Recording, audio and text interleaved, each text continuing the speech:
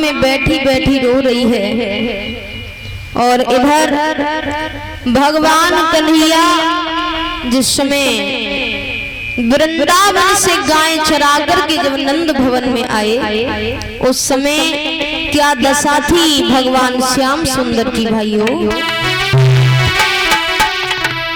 अरे धूल भरे अति शोभित श्याम जी कैसी बनी सिर सुंदर चोटी,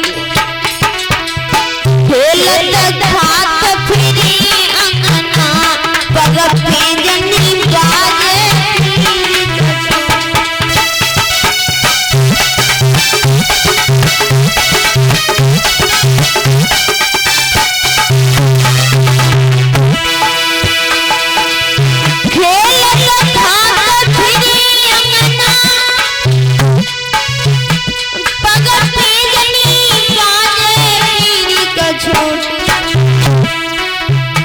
हंस के घन श्याम कई जसोदा कोई दे दे मैया माखन रोटी।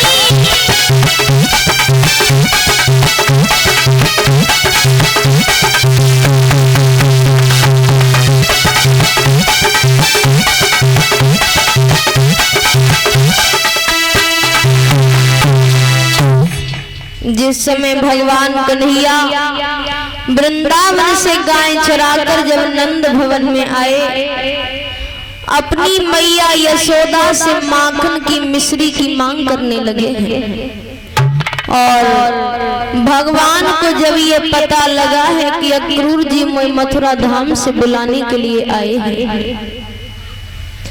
तो भगवान कन्हैया और बलराम जाकर के अक्रूर जी के पास में बैठ गए।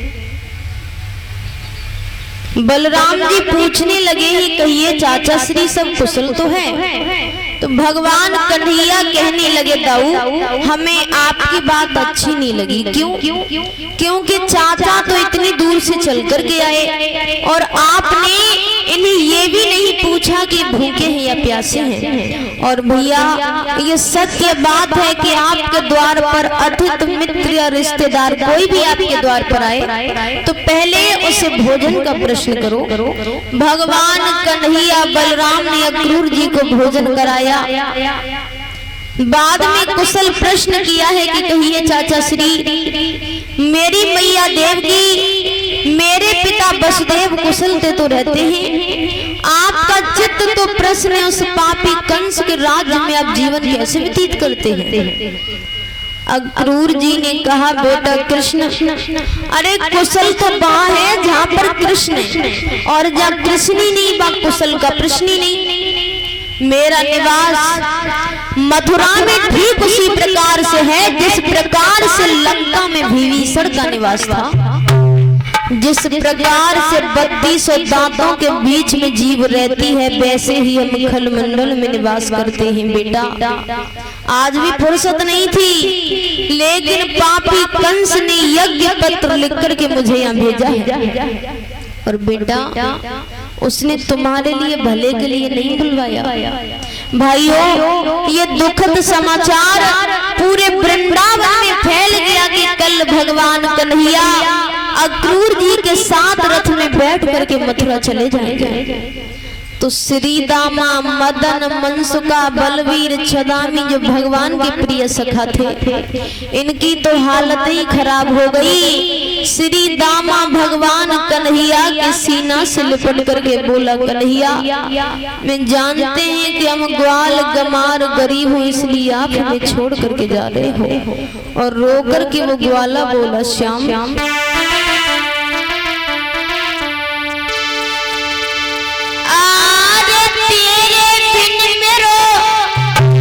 वृंदावन प्रभु सब सुनो बन गए।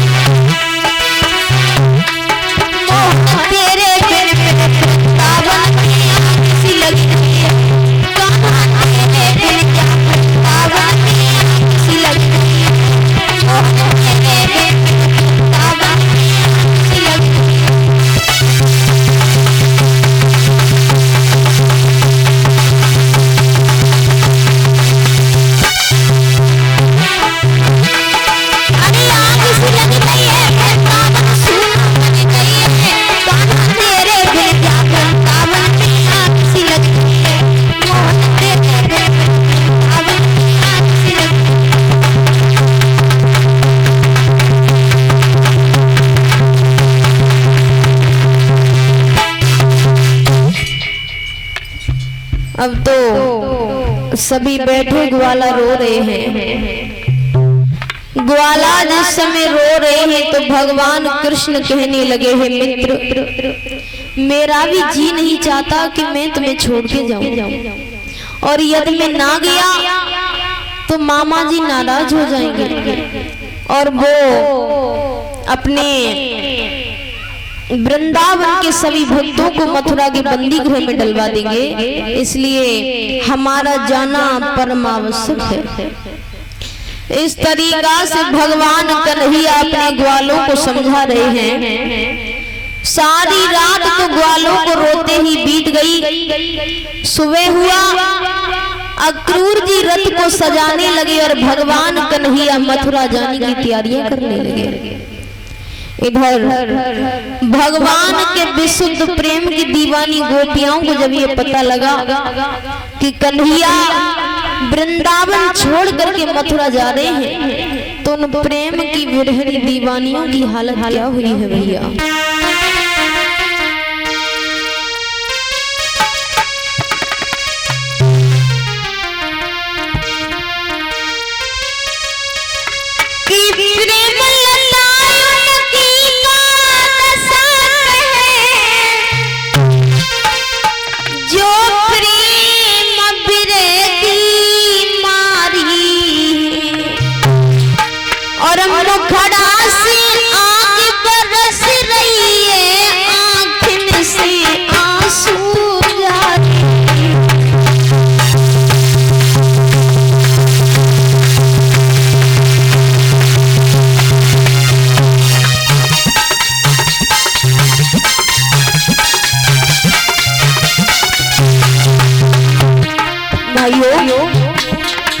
गोपियां घरों से निकली और प्रभु के रथ के सामने आकर के धरती पर गिर पड़ी।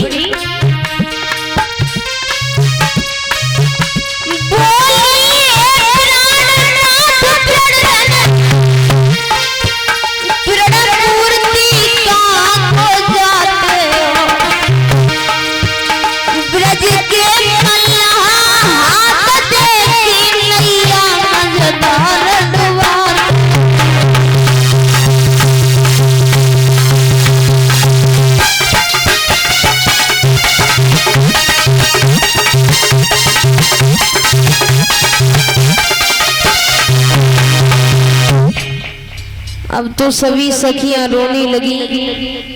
सखियां जिस समय रोने लगी तो एक सखी बोली है, बहना अरे दोस्त कन्हैया को नाए ब्रह्मा बड़ो मस्करा निकलो जो जब पापी को नाम अक्रूर रख दे। अरे ये अक्रूर नहीं, ये तो पक्का क्रूर है। अगर ये अक्रूर रथ लेकर के यहाँ न आता तो अपनी कन्हैया वृंदावन छोड़ करके मथुरा कभी नहीं जाते। एक सगी बोली, बहना अरे वाह क्रूर को दोष काहे को दे रही हूँ जीजी, दोष तो जब रंग को है कि हर रंग के ऊपर दूसरा रंग चढ़ जाता है भैया। काले रंग के ऊपर आज तक कोई रंग चढ़ ही नहीं पाया। और बोली, अरे सब काले अजवाए हमने, सब काले अजवाए सजनी, सब काले।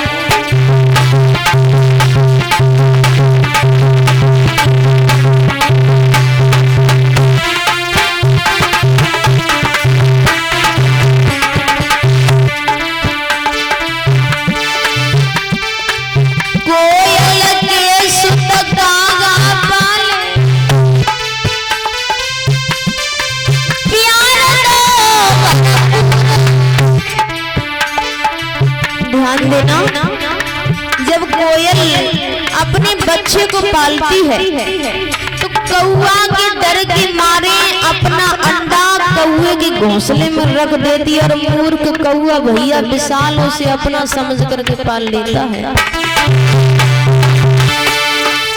कोयल के सुत का